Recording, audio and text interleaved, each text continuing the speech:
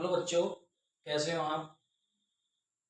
हम आपको डेली आपको पढ़ाते हैं और हम जो आपको पढ़ा रहे थे वो दो चर वाले रैखिक समीकरण चैप्टर पढ़ा रहे थे और जिसमें हमने जो प्रश्नावली हम कर रहे हैं वो 3.1 कर रहे हैं और 3.1 के हमने जो खंड आपका तीसरा था उसके हमने 2 सवाल कर लिए थे।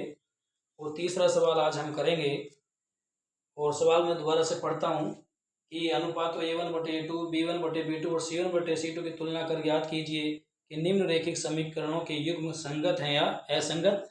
और संगत के लिए मैंने बताया था कि अगर रेखाएं प्रतिच्छेद होंगी तो वह संगत होंगी और अगर रेखाएं संपाती होंगी तो वह भी संगत होंगी और अगर रेखाएं समांतर होंगी तो क्या सी होंगी आपकी और असंगत होंगी। तो हम तीसरा सवाल करेंगे और करने से पहले जो आज का जो मोटिवेशन है वह यह है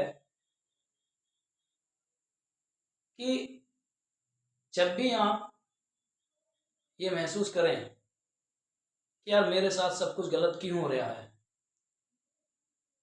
तो आप अपने अंदर की अंतरात्मा से सुने और समझें कि आपकी अंतरात्मा आपसे क्या कह रही है और उसी पर ही आप अमल करें और धैर्य बनाए रखें। वही धैर्य आपको उस विपत्ति से निकालेगा। तो इसी के साथ हम अपनी क्लास शुरू करते हैं। जो तीसरा सवाल है खंड आपके तीसरे का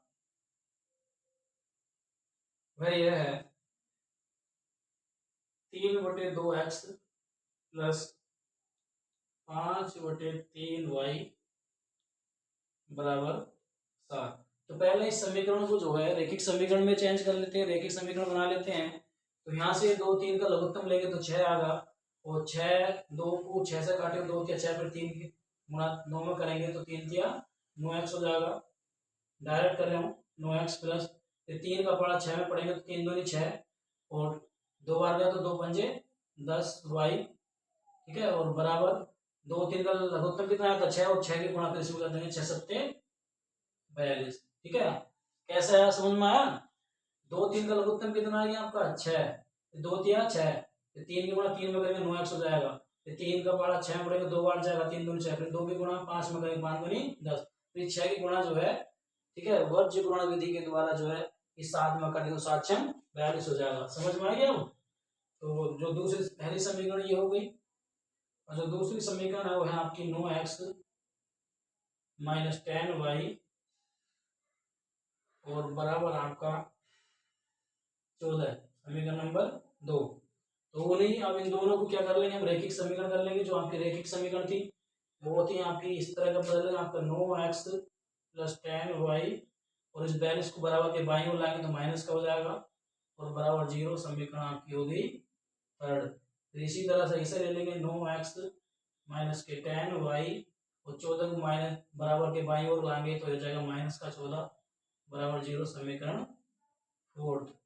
वही आपके, तो इससे आपका जो a1x plus b1y plus c1 बराबर 0 से आपके a1 का मान क्या हो जाएगा यहाँ से इस समीकरण में पहले आपकी जो ये समीकरण आई इसमें a1 का मान कितना जाएगा आपका 9, a1 का मान कितना जाएगा 9 और b1 का मान कितना जाएगा आपका 10 और c1 का मान कितना जाएगा आपका माइनस के 42।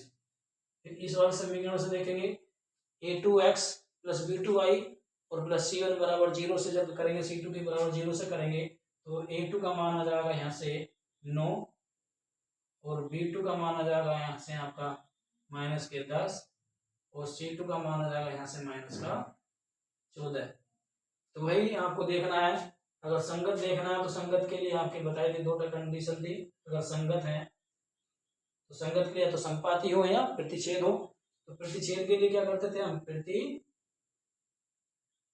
के लिए क्या होना चाहिए आपका a1/a2 बराबर नहीं होना चाहिए b1/b2 के। तो देखते हैं यहाँ से a1 का मान a2 का मान 9/9 बराबर b1 का मान कितना आपका 10 और b2 का मान कितना आपका माइनस के 10। तो 9 से 9 कट के कितना आ गया आपका 1 और बराबर कितना है 10/10 माइनस का 1। तो इज नॉट इक्वल है, इज नॉट इक्वल है, अर्थात ये प्लस का और एक माइनस का है। तो जब इज नॉट इक्वल है तो क्या कर रहे हैं आपकी, ये कैसी है आपकी संगत है, क्या है आपकी संगत है। तो ये जो दोनों समीकरण है तो आपकी कैसी होंगी, ये संगत होंगी, कैसी होंगी, ये संगत है, ठीक है, संगत है। बस इसी करना है, यहाँ तक ही कर लेना है, ठीक। इसी के साथ आपका जो अगला सवाल है,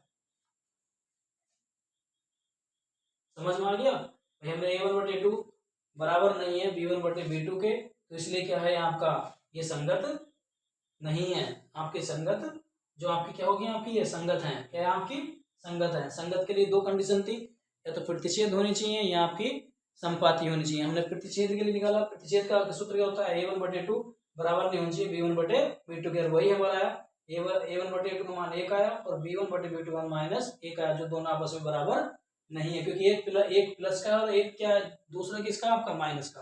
अगर दोनों प्लस के होते हैं, दोनों माइनस के होते हैं, तो क्या होता है आपस में बराबर होते, ठीक है। तो फिर हम अगली कंडीशन देखते हैं, ठीक। अगली सवाल देखते हैं,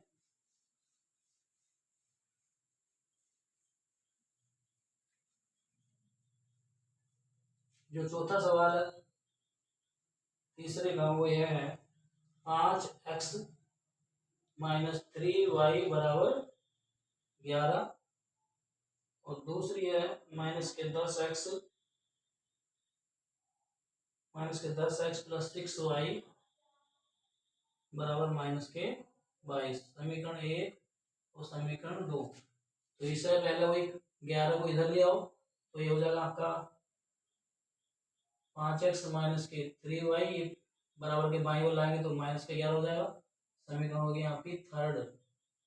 दूसरी इसमें -10x + 6y बराबर के इधर लाएंगे तो ये +22 हो जाएगा, बराबर 0, समीकरण होगी फोर्थ।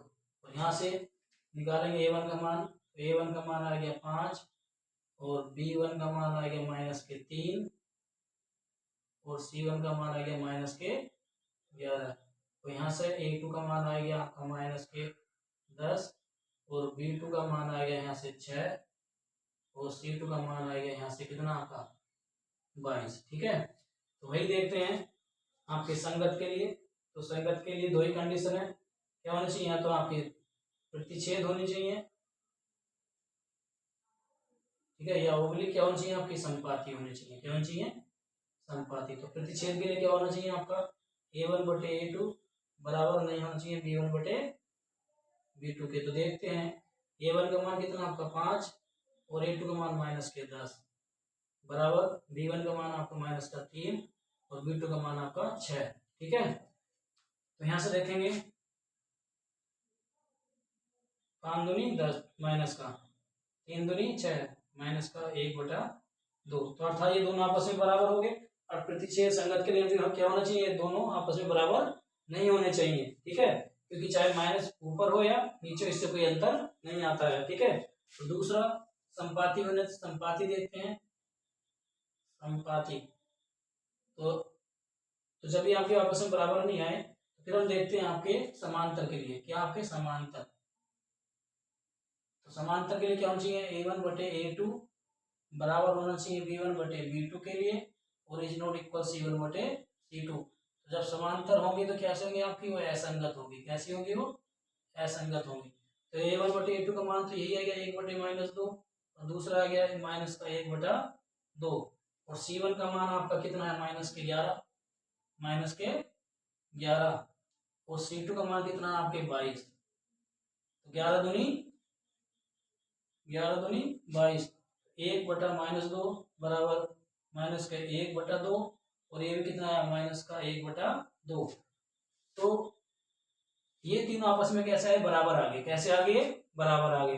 परंतु बराबर अगर असंगत होती है तो असंगत के लिए क्या होना चाहिए, c1/c2 का मान इन दोनों के बराबर नहीं होना चाहिए। और ये क्या होता है आपका a1/a2 बराबर b1/b2 और बराबर c1/c2। जब तीनों ये आपस में बराबर होते हैं तो क्या होते हैं, आपके संपाती होते हैं। कैसे होते हैं आपके संपाती।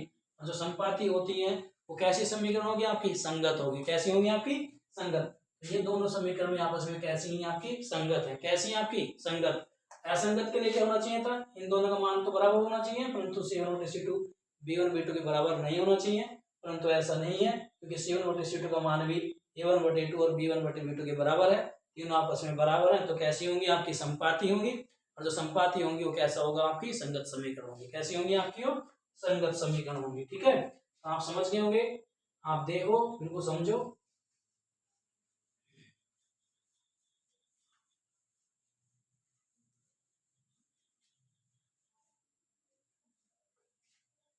इसी तरह से आपका तीसरे का आपका 5वां लास्ट सवाल।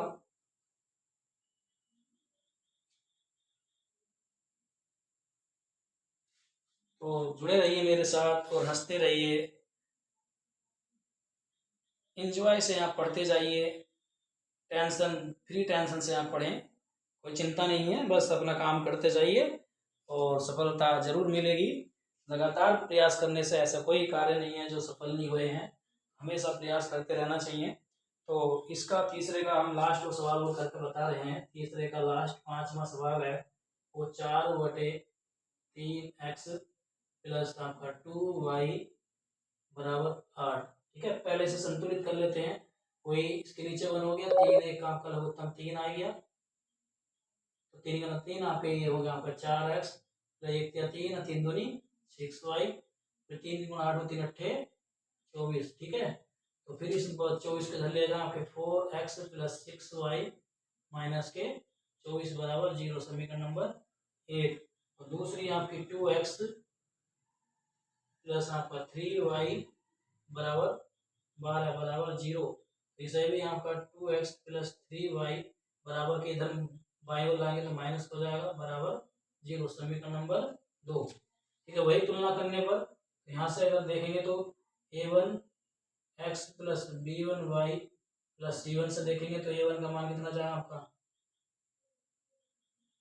a1 का मान आ जाएगा 4, b1 का मान आ जाएगा आपका 6 और c1 का मान आ जाएगा माइनस के 24। यहाँ से a2x प्लस, यहाँ से देखेंगे फिर a2x, तो a2 का मान कितना आ गया आपका 2, a2 का मान कितना आ गया आपका 2, b2 का मान कितना है आपका 3 और c2 प्लस c2 का मान कितना आ गया आपका माइनस के 12। ठीक है, तो देखते हैं आपके संगत के लिए वही, या तो आपका क्या होना चाहिए, संपाती होना चाहिए। तो संपाती के लिए क्या आपका a1/a2 बराबर b1/b2 और बराबर c1/c2 होना चाहिए। a1/a2 आपका कितना आपका 4/2 हो गया, b1/b2 कितना हो गया 6/3 हो गया, और c1/c2 कितना माइनस के 24/-12 हो गया। यहाँ से काटेंगे तो 2 दूनी 4 2 आ गया, यहाँ से काटेंगे 3 दूनी 6 बराबर 2 आ गया, यहाँ से माइनस काटेंगे 12 दूनी 24 बराबर 2 आ गया। तो हम कह सकते हैं कि a1/a2 बराबर b1/b2 और बराबर c1/c2।